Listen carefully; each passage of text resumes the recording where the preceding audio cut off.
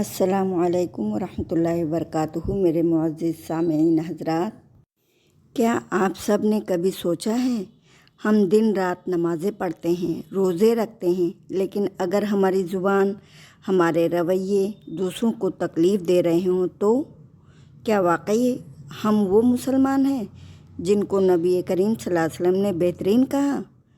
آج کی یہ 3 احادیث آپ کی سوچ بدل سکتی ہیں۔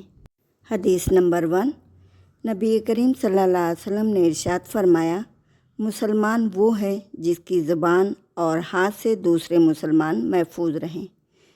سوچیں، صرف عبادت کافی نہیں ہوتی، اصل مسلمان وہ ہے جس کے الفاظ کسی کو تکلیف نہ دیں۔ حدیث نمبر 2، رسول اللہ صلی اللہ علیہ وسلم نے ارشاد فرمایا، جو لوگوں پر رحم نہیں کرتا اللہ تعالیٰ اس پر رحم نہیں کرتا۔ یہ صحیح بخاری کی حدیث ہے۔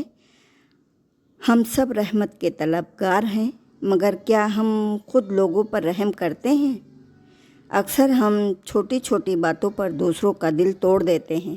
حدیث نمبر 3، آپ صلی اللہ علیہ وسلم نے ارشاد فرمایا، جس شخص کے پڑوسی اس کی شرارتوں سے محفوظ نہ ہوں وہ جنت میں داخل نہ ہوگا۔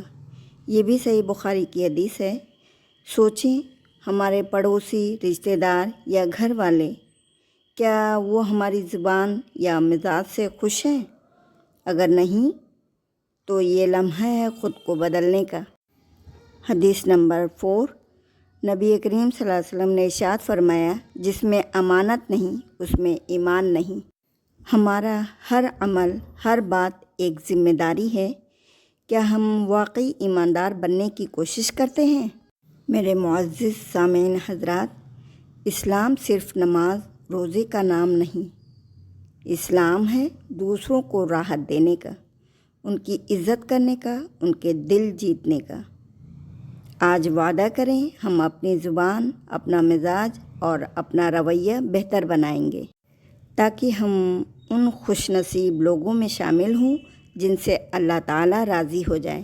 اگر ویڈیو دل کو چھو جائے تو دوسروں تک ضرور شیئر کریں اور چینل کو سبسکرائب کرنا نہ بھولیں، تاکہ روزانہ ایسی ہی ایمان افروز ویڈیو آپ تک روز پہنچتی رہیں۔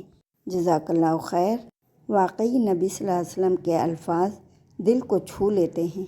وآخر دعوانا الحمدللہ رب العالمین۔ جزا اللہ عنا محمد صلی اللہ علیہ وسلم۔